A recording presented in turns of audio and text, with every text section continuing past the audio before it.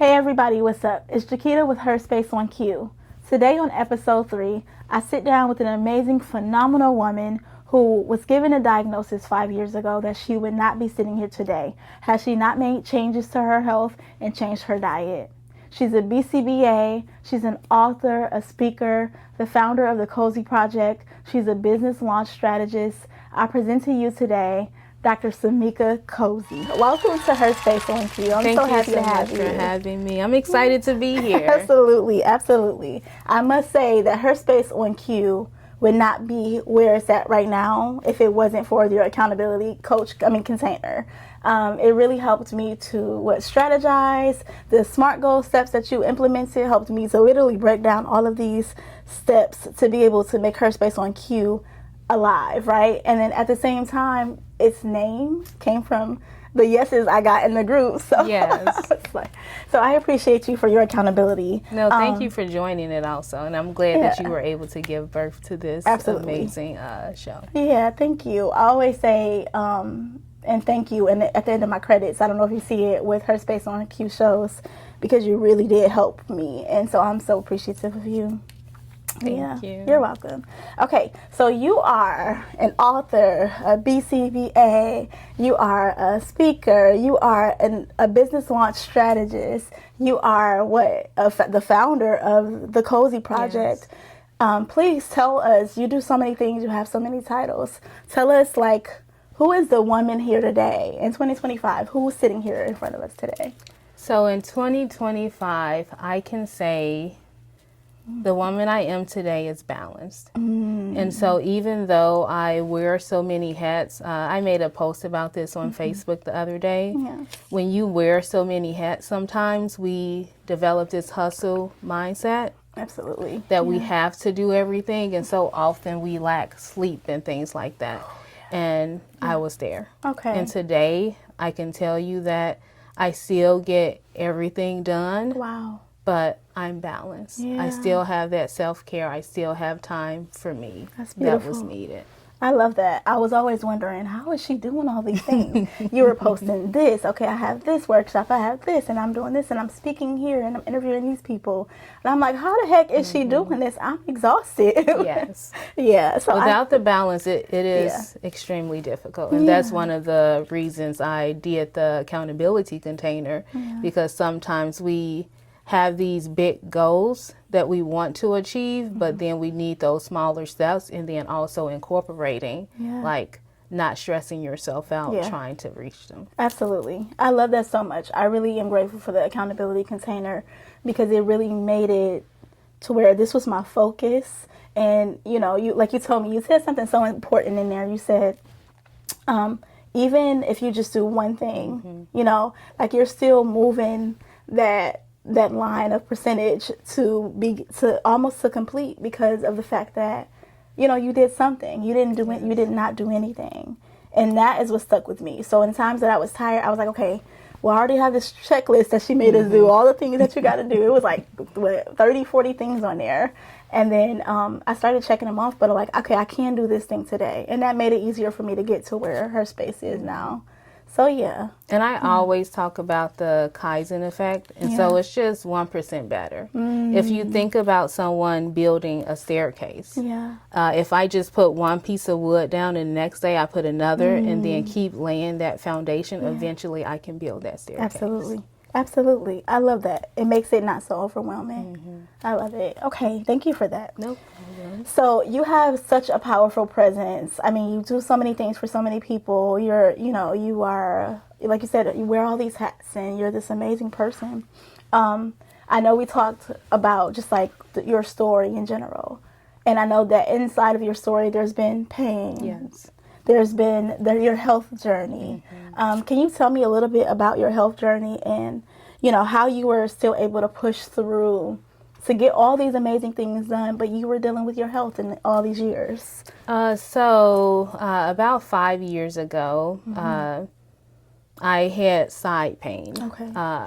My doctor eventually, so I want to go back before absolutely. that. And so around 2013, I was continuously having pain. Okay. I started to go to the doctor.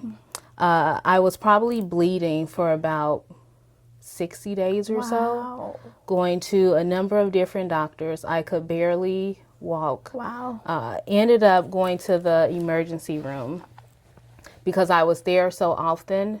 The male nurse came out and he told me, you have too many cooks in the kitchen. And so at the time I had no idea what he was referring to. Absolutely. Yeah. So my mom told me, he's telling you you're seeing too many different doctors. So he ended up setting me up with a specialist. Okay. But before I saw the specialist, I had severe pain to where I couldn't walk again. So I ended up going back to another doctor, still associated with the office of that specialist. Okay. That doctor had set me up for an ultrasound of my ovaries. Yeah. That will be done the week after I saw the specialist. Okay. Okay. About a few days before I saw the specialist, someone made a post about PCOS. So my cycles were already irregular for so many years, and I was still bleeding at that time. Okay. And I had other things happening. And so when I read their post, I started to research PCOS. Okay. And so that's polycystic ovarian syndrome. I had never heard of it before. But when I looked at all the symptoms, I was like, this is me. Yeah. Wow. I have this. I ended up going to the specialist. I talked to her, told her what I was facing, and she turned around and asked me, was I trying to have a child at this time? And if not, I can give you birth control. Wow. But at this time, I'm like, I'm in pain. Yeah. Yeah. Where are we going with this conversation? Because what were they giving you for your pain all those times you did go to the doctor? So at the time, it was just pain medicine. Wow. Pain medicine after pain medicine, trying to like alleviate the pain. Okay. And it wasn't doing anything for me. Wow. Yeah. And seeing this specialist, I ended up bringing up PCOS myself. Okay. And if she was to look at my chart, she would see that everything I'm saying, it checks off. Yeah. And she looked at me and told me, I can look at you and tell that you don't have PCOS. Wow. And she went right back to, are you trying to get pregnant right now? Fast forward the next week, I ended up getting the ultrasound done. Okay. And the tech there is like, I'll have your results into the doctor within an hour. And in my head, I'm like, what? Right. That never happens. Right, an hour. Especially not here. Yeah, absolutely. And so I get home, an hour has passed. Yeah. I call my primary care provider, talk to his nurse. Yeah. She's like, there's no way they're going to have it in an hour. It takes at least 48 hours for them to typically get back to us. So I started driving, going to work because I had worked a half a day just so that I can do that. And as I was driving, 5 minutes into the drive, the nurse called me. Your results are in. The doctor would like to see you immediately. Oh, wow. Like, oh, I got chills. Okay. Yeah. Little nervous. And then to find out I ended up having cysts, not on one of my ovaries, but both of them. The one on the right side was a little bigger than the one on the left side. Okay. Right after that, days later, I started having sharp pains within my stomach. I went in to another facility and I saw a registered nurse there. Told her what was going on, told her about the results of the ultrasound that was done, and I told her what the specialist had told me. And I talked to her about PCOS. And she turned around and told me, well, I think you have PCOS, and I'm going to do all the tests to prove it. Wow. And she did the test, set everything up.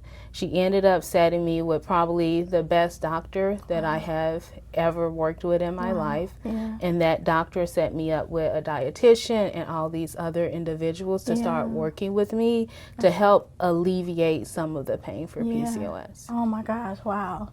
How did it feel to finally get an official diagnosis and someone to see you and actually take what you were experiencing serious? So it was hard, but it also made me realize that me pushing for so long, what if I had stopped when that doctor had told me, you don't have PCOS? Absolutely. And I would have just went back home and sat down and thinking like, Yeah. hey, I don't know what's wrong with me, but she told me I don't have it, so maybe this is just happening. Maybe this is how my body's going to be. Let me just keep taking these meds and payments. Yes. Wow. I got a moment of relief though, because now I was able to go on social media and find a group of other women who also had PCOS and who were sharing their experience. Absolutely. And so that helped me when I was first diagnosed with it because of their encouragement and them sharing their journey. Wow, that's so beautiful. Community is always so healing. Yes, you know, especially it when is. you find the right community and you know what you're looking for. The people is, I don't know, sometimes it's just the best to have that experience. Yeah. Yes, they've been extremely uplifting. Nice. So Oh my gosh, yeah. That's beautiful. It's a journey. How many doctors would you say that you seen or appointments that you've seen before you actually got a diagnosis? I would say, even going back to undergrad, when I was in college and back in 2007, I had problems. Yeah. But was getting just pushed around from doctor to doctor, and then the pain stopped, and so I thought I was okay, and then it came back. So I would say it was probably 3 or 4 months of every couple of weeks going and seeing a different doctor. I actually met with a lady about 2 weeks ago, and I was sharing with her my experience with having PCOS and how a lot of the doctors I met with kind of pushed it off. Yeah. And she stopped me and she's like, let me figure out how to ask you this question. And this was 2 weeks ago. And she's like, of all the doctors you saw and all the doctors who kept pushing things off for you, did any of them look like you? Wow. Wow. And that just made me think about, like, when we go into different doctor's office, our experience there, with how many people don't truly listen to what you're saying. Yeah. And what you're battling with. Absolutely. And they have this perception of, this is what I want you to do, instead of actually listening to what I'm experiencing. Absolutely. I totally agree. It's interesting because even with some of the health things that I have going on, I feel the same way. Sometimes it feels so defeating to go to different people. It's like I have to do the leg work, the grunt work of trying to find who I need to see, and being willing to sometimes either give a doctor enough chances or either switch to another doctor. It's so much. And so that's why I'm saying the fact that you didn't give up, you kept going, as you said, and it led you somewhere, is such a blessing, because it's really difficult. It is. It's really difficult. And I do think that a lot of people give up. A lot of people don't keep pushing because they like, oh, the doctor's saying they don't know. I went to 5 people, or they keep pushing me around, or they're just giving me the pain medicine. And they're not. People just like, I don't know what to do. I'm not a doctor. Should they know? But it's like, I feel like you have to be your biggest advocate. Yes. That was one of the biggest things for me, especially when I was younger. My mom always taught me to advocate, especially going to the doctor. My mother's sister died of cancer. Wow. And it was in stage 4 when they found it. But she was continuously going to the doctor, and they kept telling her, you're stressed out. Go home. Go rest. Not knowing cancer was eating her body up until she actually started to cough up and parts of her body were coming out. Oh my gosh. But that's what I'm saying. And you live in Chicago. Yes. Yeah. Do you think that there are other states who have better healthcare, or do you think like this is just how it is all across the country?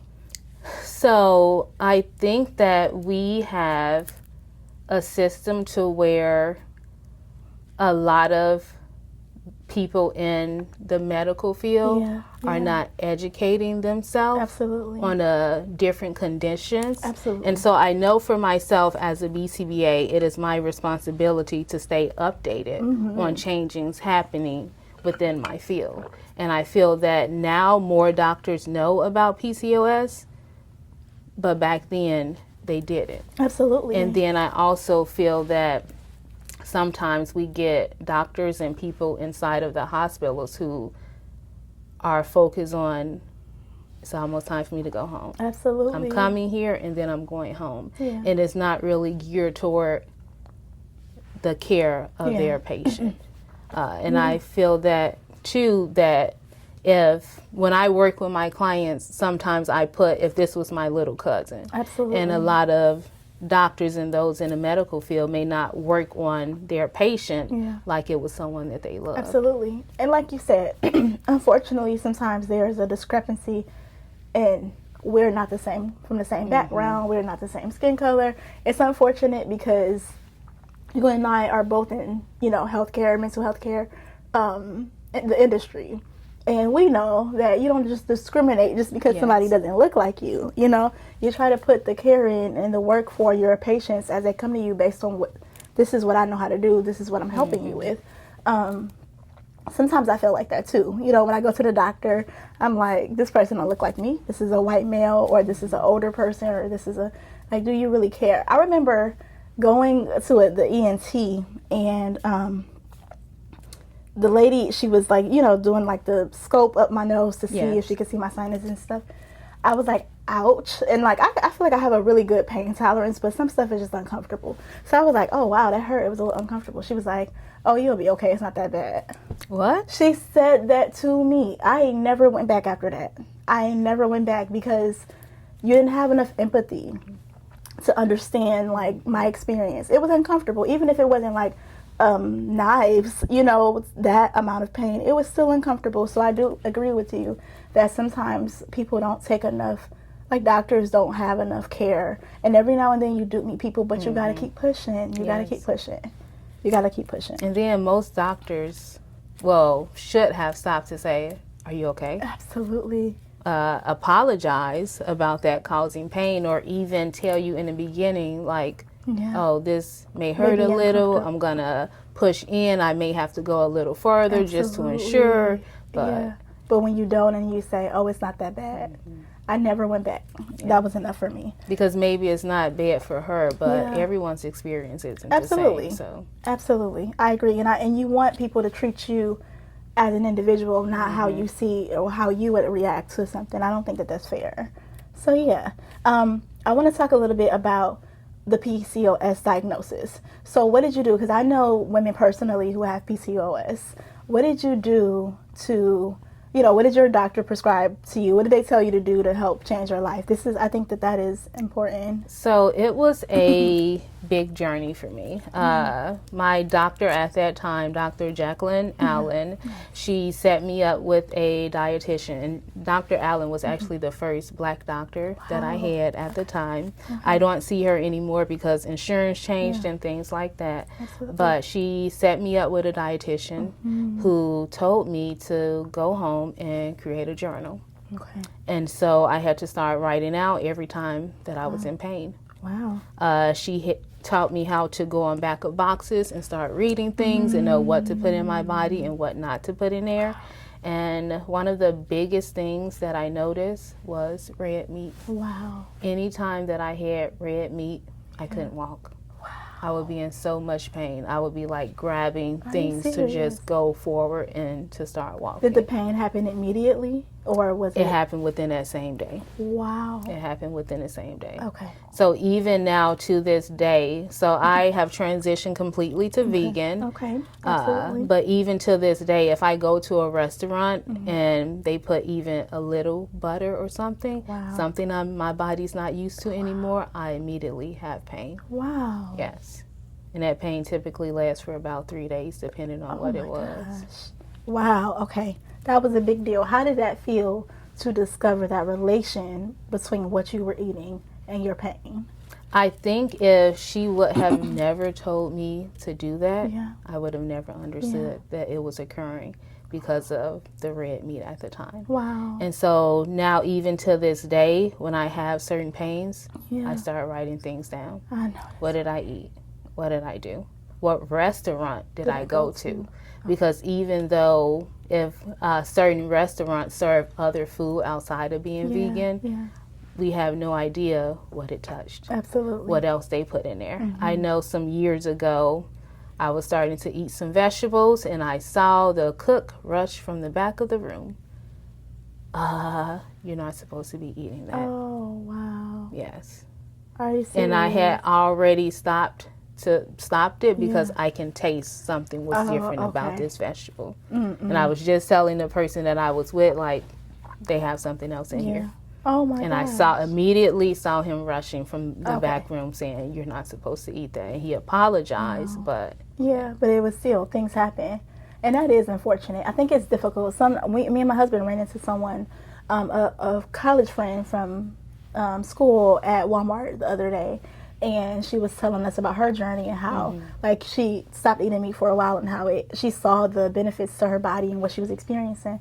And she was just saying, though, but like, where do you guys go? When you're tired and you need to eat, where do you go? How do you? And I'm just like, honestly, we have to, it's maybe a couple of restaurants we can go to, but mostly you just always bring snacks. Yes. You have to be prepared, and I think that's the biggest thing. I hear a lot of people who have health issues, who are struggling, who would like to go vegan. Not saying that everyone has to go vegan for their health, but it's just that if there's something that you need to do to eliminate certain foods out of your diet, it's like, to be able to do that, it's very difficult. I know myself, because even though I'm vegan, there's other things that I need to eliminate out of my diet for health reasons that I'm struggling to do so. But it's like, I think the aspect of I have to be prepared.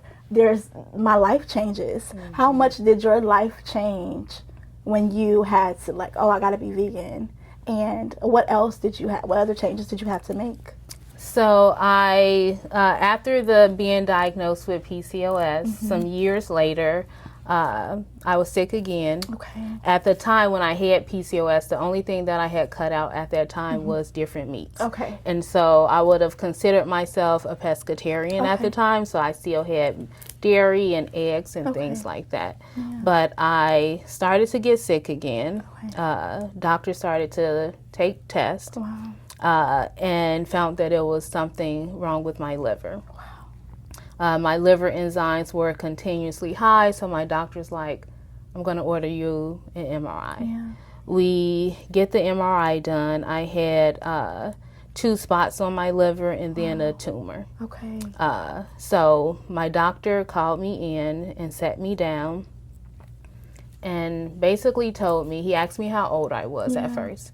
At that time, I was still taking like whatever medicine that the doctor would give me for PCOS to help with the pain for cycles. Okay. On the other end of that, they also thought that I had endometriosis because of the pain level. And so my doctor asked me how old I was. I told him. And he told me that I still have some ways to go to get to menopause. Yeah. Wow. But he basically told me I had, if I continue with everything that I'm doing, I will have 5 years. This was back in 2020. Wow. And so 2025 will make that 5 years for Sammika. myself. Yes. Oh my gosh. Wow. So in 2020, you started having symptoms again. The doctor told you something's going on with your liver, and then you basically have 5 years to be able to live with this condition as it was. And you're here in 2025. Yes. I remember you telling me on the phone, you said, this New Year's, I actually celebrated because you weren't supposed to make it. I wasn't supposed to be here today. My gosh. And so, typically on New Year's, I'm asleep, I'm in the bed, and this was the first one I stood up. Wow. I stayed up because I wanted to walk into 2025. I know. Because with the changes that I had to make, helped me to still be here today. Absolutely. And everything he told me, like, it was hard. Yeah. Weeks after he told me that, because the things he told me was no more pain medicine. Wow. Regardless of what it is, no pain medicine. No alcohol. So not even like wine or champagne or anything else. I couldn't indulge in anything. And he told me to go on a Mediterranean diet. Okay. And if I want to have like fish or chicken, those would be the only meats that I can have in once a month. Wow. And nothing fried. So no fried fish, no fried chicken. If I had chicken, he told me to do the rotisserie chicken. Okay. But going from that, I just decided to, because I didn't really eat a lot of eggs like that anyway. Yeah. And I just walked in and completely transitioned into being vegan. Wow. I remember some weeks after talking to him, like, man, my cycle's about to start again. Yeah. How am I about to manage this? Absolutely, because you couldn't take any payments. I couldn't take anything. And I sat there in all that pain, and it felt like the worst pain that I had ever experienced. Wow. And I remember going downstairs into the bathroom, like, let me get some Tylenol. Yeah. And then I stopped myself because I had to remember exactly what he told me. Yeah. Like, I can tolerate this temporary pain and live past 2025, or I can remove the pain and then maybe not see this year, maybe not be here today and right here in this moment. Wow. Oh my gosh. That is so powerful. It is so, it's just like, you know, sometimes people don't get to know if I make these changes or if I don't make these changes, this can impact my life and this could, you know, potentially end my life. People don't always get that. And so the fact that you got that, you kept pushing and you found doctors who cared and you stayed on them, you know, and you actually followed through. You didn't say, oh, well, if I'm gonna die anyway, so I might as well keep smoking these cigarettes. Not that you smoke cigarettes, but I'm just saying, I hear people talk about that often and they say, well, we're all gonna die, so I guess this is the way I'm gonna go. And I feel like that's giving up. What do you, and in those times of all these things happening, what did you still have going on in your life? You were still working, right? Okay. So I was still working, still going to work every day. And at that time, I was transitioning to become a BCBA. Wow. So studying and preparing for the exam. Yeah. And then also I had just started the PhD program. Wow. And so I had all of that weighing in on me. Like, I still want to make sure I get this done. I got to get this done. I want to be able to do this. But it was hard. Absolutely. It was hard with making a drastic change. Absolutely. To not being able to do so much and then still being around other people in those moments who indulged in certain things and people trying to like pressure you like, go ahead. It's just one time. It's just one time. What is that going to hurt? And then I also have to think about, like, do I want to go back to that pain? Yeah. Because when I had those things, I had pain in my side from my liver. And so I just wanted to make sure that not just seeing 2025, but also trying to do my best to remove that pain. Absolutely. And then if I fail in one moment, for that time, it may be another moment. Absolutely. And then another moment. And so I just wanted to make sure that I just held myself accountable and followed through for what I and the doctor had said needed to be done for me. Did you have any times where you had relapsed, but you had to get back on in terms of like your journey? And then the second part is how long after you made these changes from your last appointment to, you know, where you saw improvement in your pain? And so I actually had one incident to where I had a friend who was having her bridal shower, and they were like, it's just the little jello things. It's just the little stuff in there. And the next day, I was in so much pain. Oh, no. I said I would never do that to myself again. I would never put myself through trying to experience that. And I ended up, a little time after that, I had to get my back tooth taken out. And it was painful. Oh my gosh. They put me to sleep to get it done. I woke up and I was in so much pain for days and I couldn't take anything. And even the dentist is like, well, I want to give you this. It's only 2. And I'm like, nope, my PCP told me not to take it. Even when I get sick now and I have to go to other doctors, I let them know. My primary care provider told me not to take this and not to take that, and I'm not going to take it. So you don't even have to basically prescribe it for me. Oh my gosh. So you have to actually go through and experience the pain so that, you know, you can keep your liver healed in your body. That's challenging.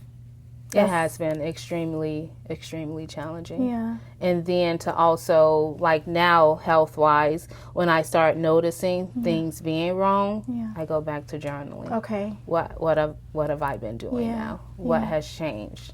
anything within the environment, I started to write it down. Absolutely. And then I also, based on my experience with PCOS, I still ensure that I advocate and find those right doctors who are actually going to listen instead of push off what I know that's saying. Right. I feel like the experience you had with finding out that you had PCOS would be enough for me to be like, let me keep pushing when there's other things going on with me to find out what's really happening, because I know it's possible because it happened to me the first time. You talked about your PCOS diagnosis and just experiencing, having to still show up in life and experience all these things. I'm sure you had events. I'm sure you had to go be at class through pain. Did you oftentimes get excuses for those, or did you just push through? Because I'm just so intrigued. So I actually had just started before I worked one-to-one with clients. I ended up, and most of my clients have really high magnitude, lengthy and challenging behaviors. And now I'm at a point that I'm supervising the therapist now. And so I still had to show up in pain, unable to work, but still pushing through, trying to be there. The company that I was with at that time, I ended up leaving. And there was a moment to where I was stuck with a client being by myself, and I had already let them know my condition. And it just happened. So no more pain medicine, no more anything. My doctor told me that I can like put stuff on my skin to help, like the warming creams or a heating pad. So I tried to do that, and sometimes it worked and sometimes it was still painful. And so even when I would be out of work because it was too much, that particular company ended up making a policy that anytime you're sick, you have to bring a doctor's note. No. And my doctor is looking at me like, why do you keep coming here, paying a deductible? Absolutely. You already know what's wrong. Or are they asking you for this? And at that time, I said, you know what? I have to go and find something different for myself. Absolutely. Because it was costing me more of my finances with paying a doctor just for him to write them a note, and everyone already knows because he's already told them. I've already told them. And going from there, I remember one of the individuals who's like the employee advocate. She tried to talk to them so that way they can keep me, like we've already seen. Absolutely. And during my exit interview, that's what I let them know. A week after I left, one of the other BCBAs there who supervised me to help me to become a BCBA was like, they changed it now. So if you have a doctor's note and they're already telling you you have this type of condition, you no longer have to continuously bring them something as a statement. But it was hard. That was interesting. The fact that you know, jobs don't always understand health things, and as you said, you got to keep bringing a note for a diagnosis that is a long term. Like, why do I need to keep bringing that? That is so silly. But I'm so happy to hear that they made that change because not every company does that. And then if I didn't say anything during my exit interview, it would probably be the exact same thing. So. I love that about you. I think that your tenacity, your determination, your strength, your resiliency, and, you know, I'd be very leery calling Black women strong because, you know, sometimes people want to bear a lot of on our shoulders because we're strong.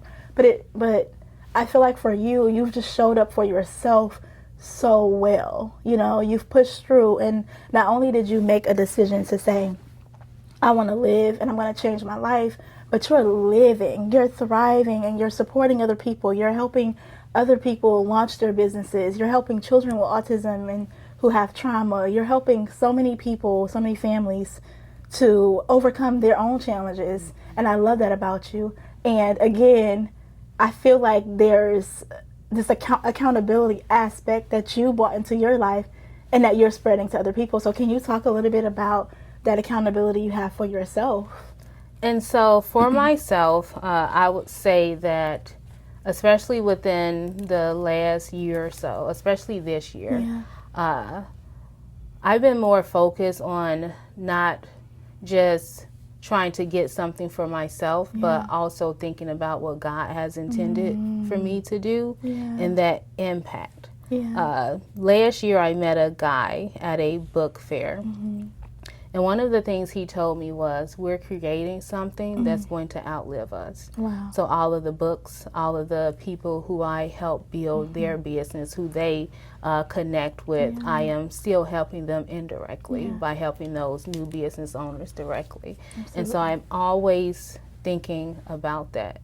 And I try to ensure that anything that I do, I think about the impact and the other people that it can help outside of myself.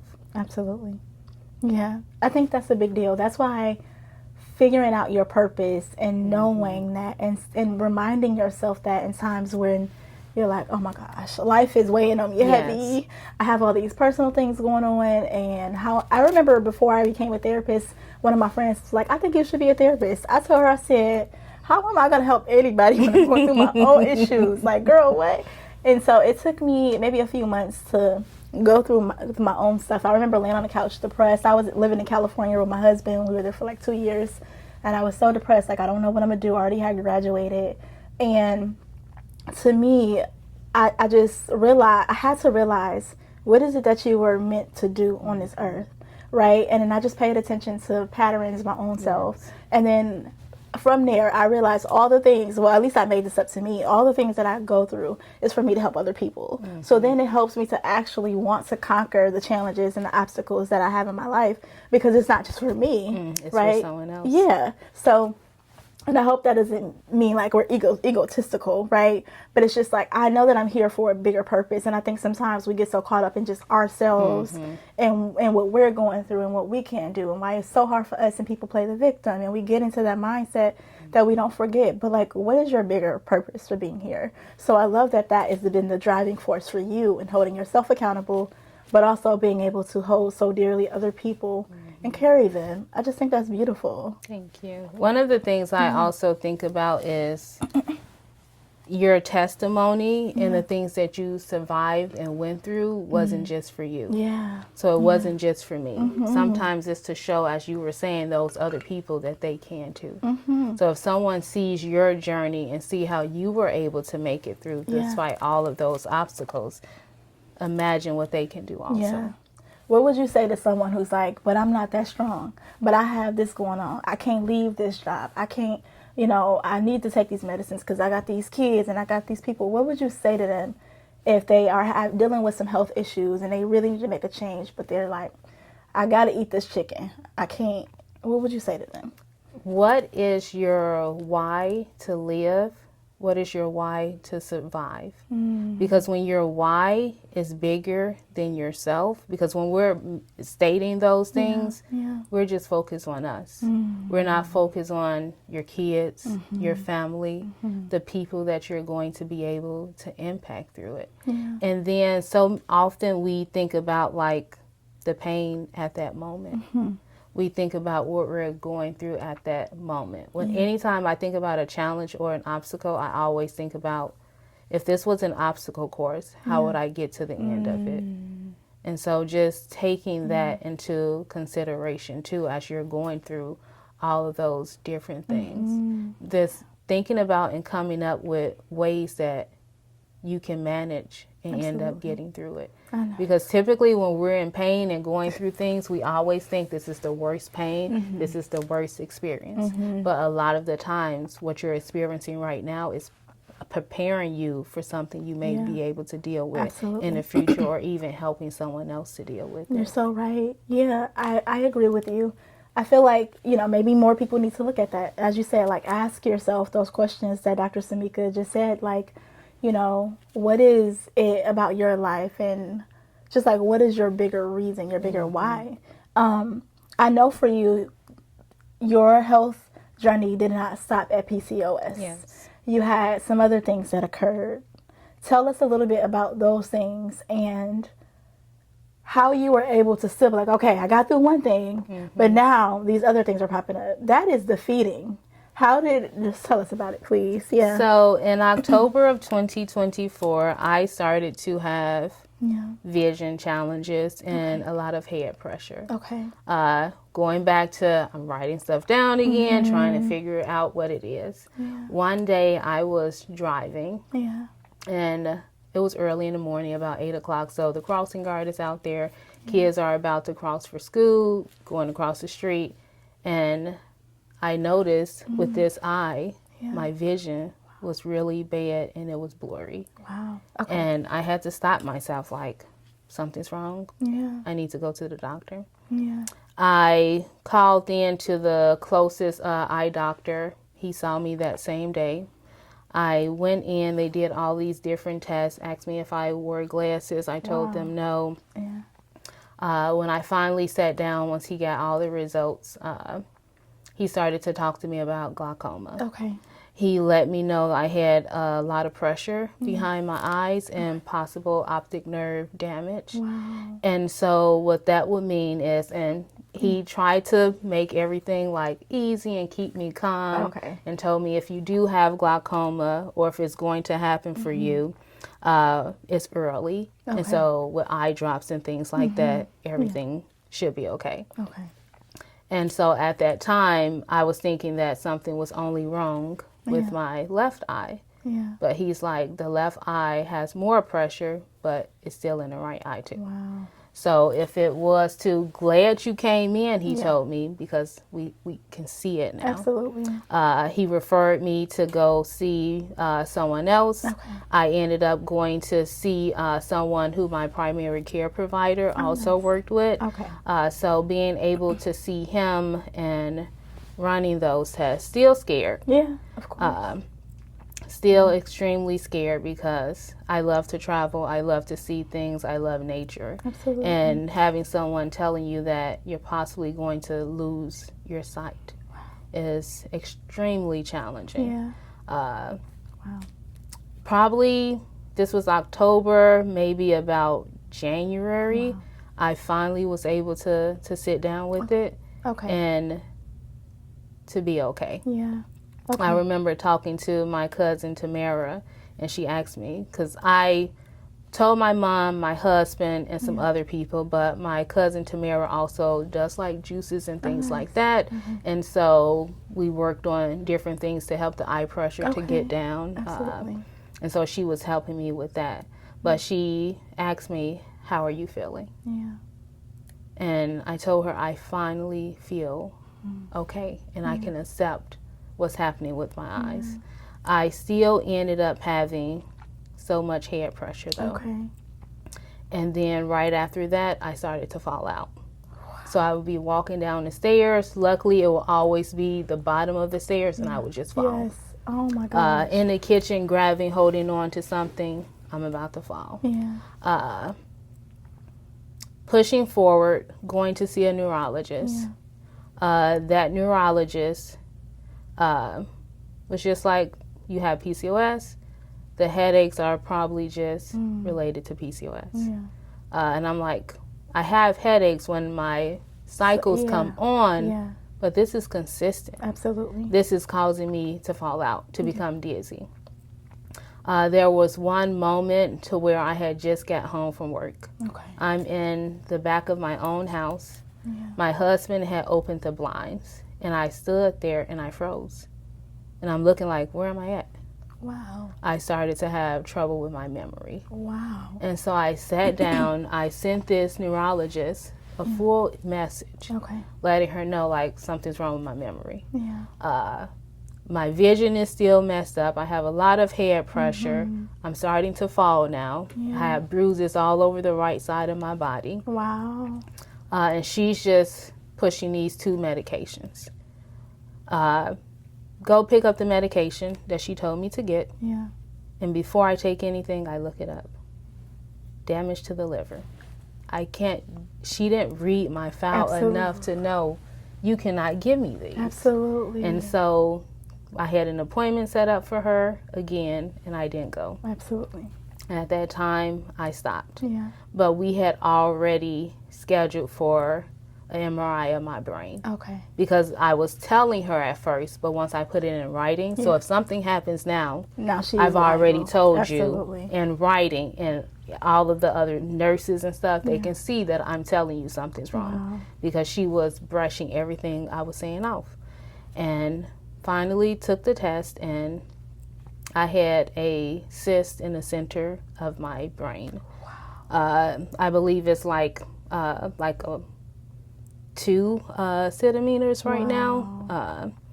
But if I would have never pushed for her to do that, it wouldn't have happened. Wow. And so I always tell people and everyone else to be sure to advocate for yourself. Yeah. If doctors aren't listening, to go and see someone else, because you never know what's going on with you and with your body. Absolutely. And so going from that was extremely challenging again, because I kept telling her something's wrong. Yeah. And she kept pushing it off. I ended up, just like PCOS, I found a group on Facebook Nice. with other individuals who have a cyst the same way as me. Wow. And they shared their story. Some of the same things, doctors telling them, nope. Brushing it off, all of these symptoms. And going forward, they ended up finally giving them an MRI. Wow.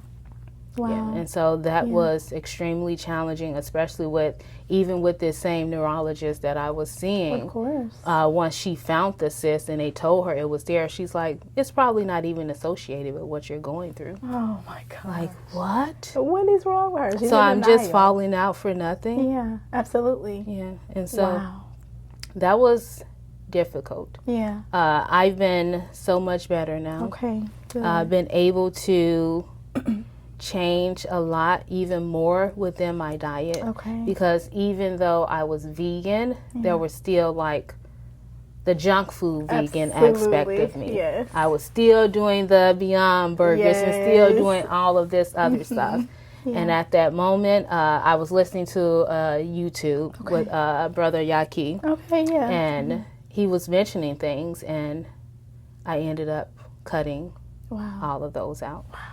So none of the little nuggets and stuff, I don't eat any of that anymore. Oh my gosh, yeah. The Beyond Meat, I removed everything. Nice. And I do a lot more with carrots, because carrots help with like the vision and things like that. And in regards to the brain, like berries and things like that help a lot. Nice. And then also working with a neurologist who also does functional medication. Oh, nice. Okay.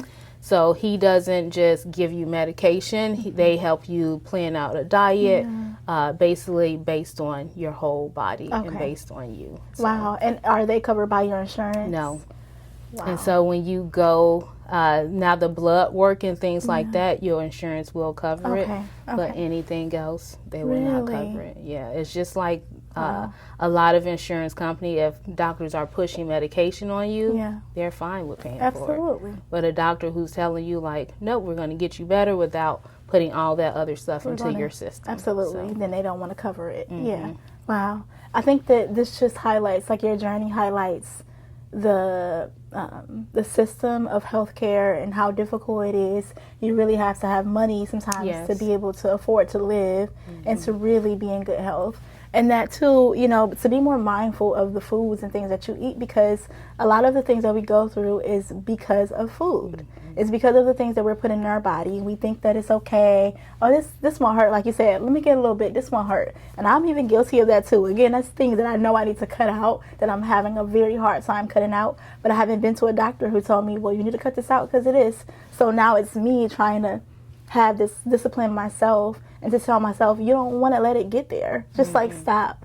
And sometimes it's so difficult, but then you realize, well, if you do let it get there, guess how much you're going to have to pay after, you know? Like the consequences. So this has been very enlightening for me. Like, and I was so excited to talk to you. And it's so funny because before I was, you know, we talked and I was trying to figure out, okay, I want to talk to her about accountability in business because she's so good at it. Like you're just like a powerhouse. And then I was like, well, we talked about your health and nutrition journey, and I'm like, but that's so good. And I'm thinking like, should we focus on this? Is that the most aligned thing to do? or what should we focus on? I ended up having a couple of conversations with a couple of people, and one of them being my friend, and she was telling me about her health and some challenges that she was trying. And I'm like, I was in this space where I'm like, oh my gosh, I know I need to be so much disciplined. What is wrong with me? I need to make these changes. And that solidified, I promise you, Sammika, I was looking for like solidification, clarification, like that this is what we should work on in this segment.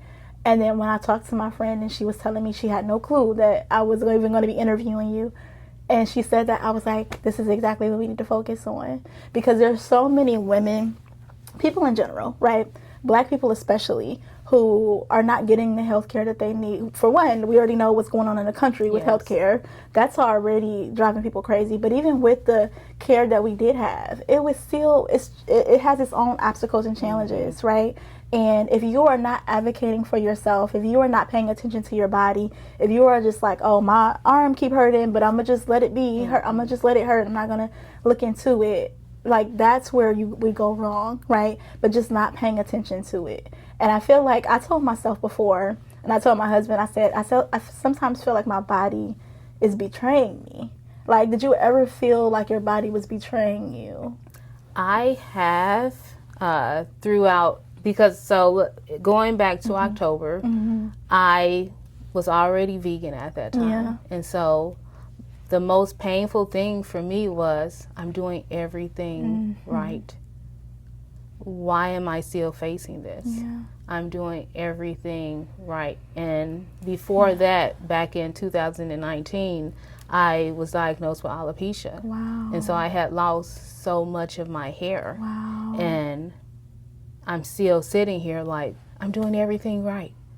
Why is there something wrong with my vision? Why do I have this cyst sitting in the middle of my head? Absolutely. I'm doing everything right. And sometimes at those moments I would be like, why me?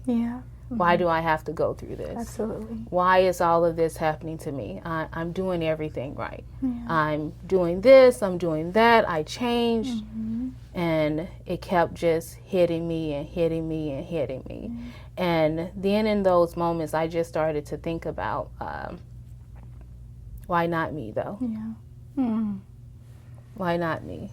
Why not me being able to tell my story about what I'm going through and experiencing? When you were just mentioning that, especially with a lot of Black women, a lot of people don't talk about PCOS. They don't talk about all these different hormonal changes and things like that that happens to our bodies. We're quiet about so many of those things. And in order for other women to understand it or to work toward healing of themselves, they have to hear it. Absolutely. So if they don't hear it, how can they work toward healing that they know nothing? And I always go back to, if the person who posted about PCOS didn't post it at that time, I would probably have let that lady give me those, whatever she wanted to give me to prevent myself from becoming pregnant. And she wanted to give me the Depo-Provera. And a lot of people know now that Depo-Provera does cause tumors in the brain. And so allowing her to pump me up with that even more, if that person didn't say, I have PCOS and these are the symptoms and this is what I'm going through. And so just imagining that. Yeah, absolutely. Oh my gosh. I just think that's so powerful, because that's why I created HerSpace On Cue. Because I'm like, I feel like people need, I realize that we heal in community. And when we hear other people's stories, it completely can transform you or make you be like, aha, something that I've been trying to figure out for 20 years, like someone else shared it, and now it gives me some glimpse into what I may be going through. And so it's just so amazing that you are so willing to share your story, and that it is because of Facebook posts that you were able to identify with what you were potentially dealing with, and to find community in those groups, and to find community and actually find doctors who care.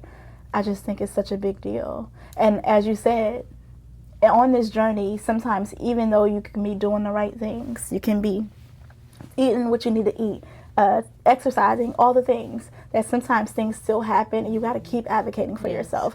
And that healing is a never-ending journey. It's like you don't just stop because, oh, now I'm good. You continue to try to heal your body. You continue to do the things right by your body. How did you maintain your faith? And what did you, like through all of this, how did you maintain that? I think over time I have developed a closer relationship with God. Yeah.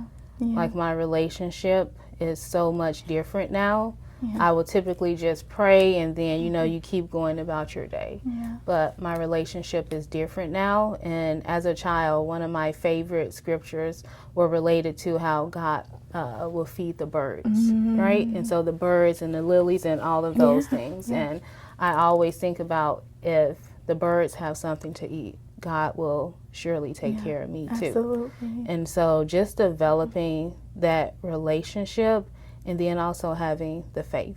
Absolutely. And so despite the pain, the challenges, the obstacles, I have built a bigger faith in God and also in myself to know that I can get to the end of whatever I'm going through.